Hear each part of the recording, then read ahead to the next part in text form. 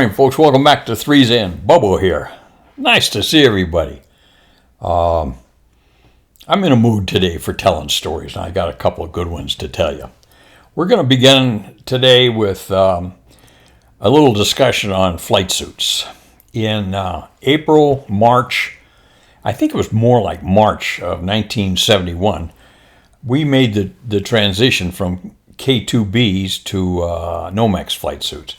Now, the K2Bs were the old cotton flight suits that had been around for years. I don't know where they originated from. Maybe it came out of the Korean War. I don't know. Probably should have looked that up. But anyway, on a ground of I'd have to take a hazy for that one.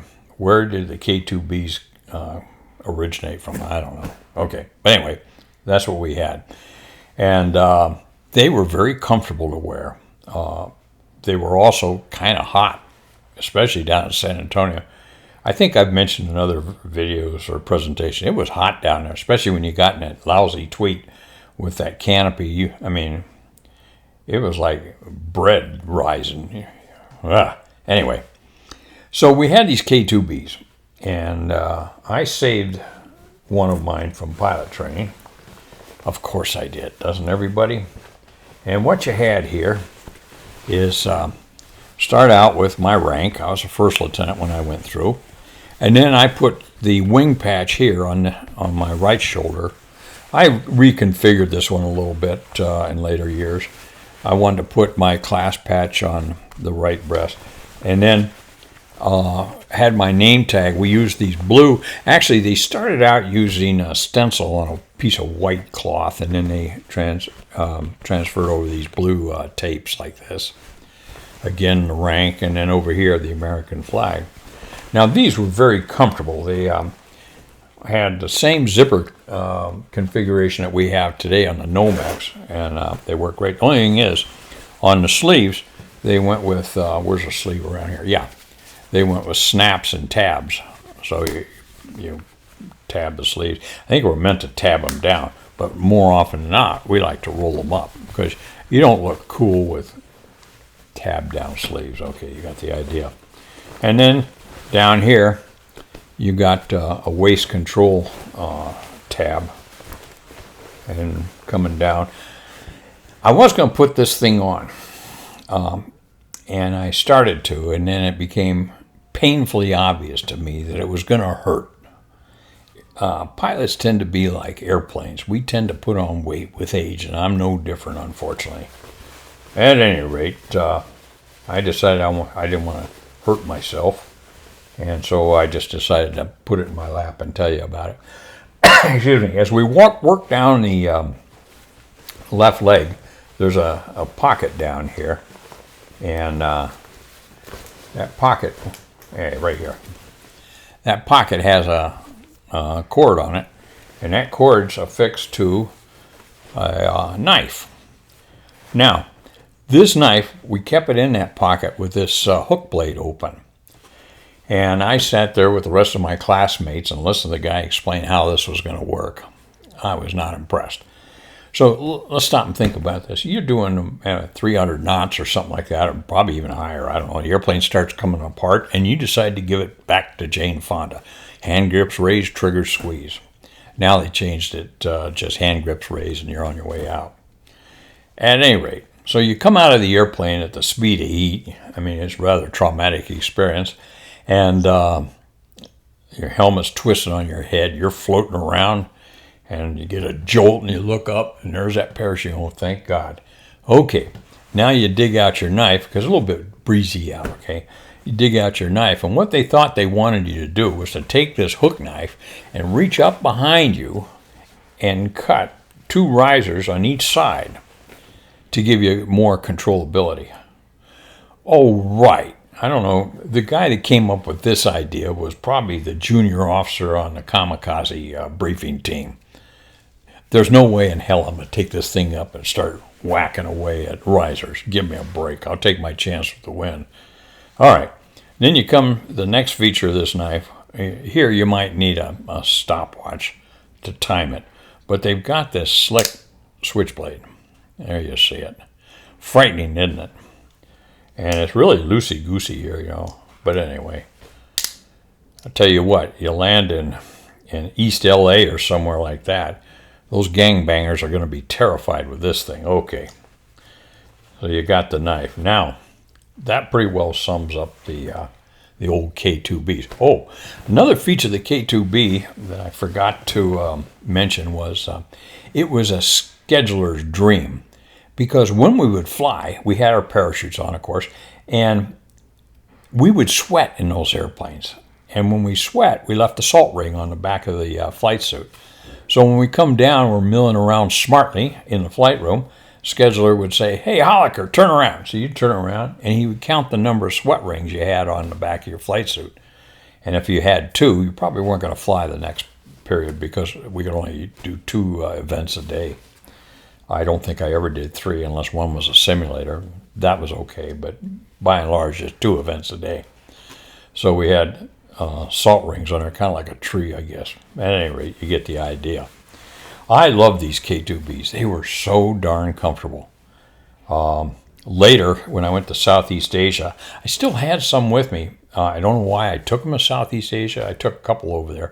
What the guys would do was they'd cut the sleeves off. We weren't authorized to fly in them, but we'd cut the sleeves off, and the tailor would, and trim them up a little bit. We had a short sleeve flight suit as a utility uniform, a duty uniform, and it was perfectly fine over there. And it worked great. They were a lot cooler day in and day out than the Nomex. So this one week, we all muster over to the clothing department, and they hand out these new spiffy Nomex flight suits. They let us keep the old ones. They didn't have too much use for old flight suits. I don't know if you could put them on Marketplace today, but anyway, we got issued the new ones. Now these Nomex, first thing that strikes you is it's got kind of a material that you sense would be a little bit scratchy or a little bit itchy, and probably the new ones were. First thing you want to do is wash them about 5 or 6 times, get them loosened up a little bit. At any rate, this is the flight suit that I wore on my last flight in the Air Force. And I kind of configured it a little bit different than when I had it on active duty. I put the 12th Flying Training Wing patch here on the right shoulder. Of course, I had my rank as a lieutenant colonel. And then on the right side over here, I had the Air Training Command patch. Now, this is not the same patch as what they have today, because there was some college boy that came in and he had the bright idea that air education and training is more representative of what we do in Air Training Command than just Air Training Command. Well, okay, fine. You want to fly around with air, etc. on your chest, you go right ahead, sunshine. But we've been training pilots in the Air Training Command since before you were born. Okay, you get the idea. I was going to say something, but I didn't think it'd be we were flying pilots while you were still in liquid form, and it really worked fine. Okay, I feel better. Now on the left side, we gravitate over toward Nomex, or Velcro name tag. There you go. And when I retired, I was a command pilot. Now, the Velcro name tags were really great because when you went cross-country, you could put Bubba on it. And then Monday morning, when some guy that was rather agitated called up and wanted to speak to Bubba, it's called plausible deniability. All right, and then you got the balancing rank on this side, and then Randolph PIT patch. And I was really proud of flying at Randolph and flying for PIT. I don't know where it slid off to. I'll have to go looking. I apologize. But I used to have keep my U.S. government pin in the shoulder here on the left shoulder. That black government pin was really kind of neat because that pin was the same length as 200 nautical miles. So you could use that for flight planning. No, you didn't do the math. Give me a break. What you did is you spread out the map and you took the pin and you laid it down. 1, 2.5. So that was 200, 400, 500 miles. Easy. 3/4, you're down to whatever. Okay, you get the idea. And then on the sleeves, we had Velcro tape. Now, these I liked really well because you could pull the sleeves up and then tape them off a lot better than those snaps. So they did make an improvement on it. All right, so we get our Nomex flight suits, and then Friday night we're all heading over to the bar in our spiffy new duds, and got talking about how they're fire resistant. You really think they are? I don't know. Let's try it. So we got our cigarette lighters and took the sleeve and tried to set them on fire. What a bunch of idiots. Yeah, I get it. Anyway, so we're sitting there with these things, and we're a cigarette lighter, and Nomex will burn. Not only will it burns, it drips. And where does it drip? Right on your freaking wrist is where it drips. So it took but about 3 or 4 of us to figure that out. And we were the bright ones in the crowd. At any rate, we figured let's not do that again. It burns too much. All right. The next thing on this flight suit that, I'll see if I can find it here. I got to get oriented here. Okay, got it. Down here where they used to have the knife patch, there is no knife patch anymore because we ripped them off. Didn't want to carry the silly things. We're not going to use them anyway. There's the snap for the knife patch right there. But we got rid of the knife patches. If you happen to buy it or get a new flight suit, buy it. You didn't have to buy it. You just went over and got it issued. But when you got a new flight suit, first thing you did when you went home is you took it and you ripped it off. Because if you didn't rip it off and you walked in the bar, somebody saw one of those patches, you were free game. They'd come up and grab the dang thing and rip it off. Oh, God, I don't know how many I saw ripped off. At any rate. The other thing that was kind of interesting with these flight suits, and I don't remember doing it with the K2Bs, but a few of us on occasion would take the opportunity to express some inner feelings toward one thing or another. It began when in the mid-70s, when Jane Fonda was out and about doing her thing, we would take our flight suits down to an embroiderer, and we would have them put underneath our collars here. Okay, underneath the collar on the back side, we would have them put F-bomb Jane Fonda. And so when you got in the airplane and you pulled the collar up, it was clear as bell. You could read it just right there.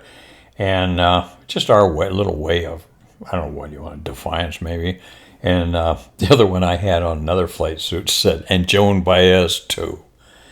At any rate, it was kind of a lot of fun. We'd snicker about it.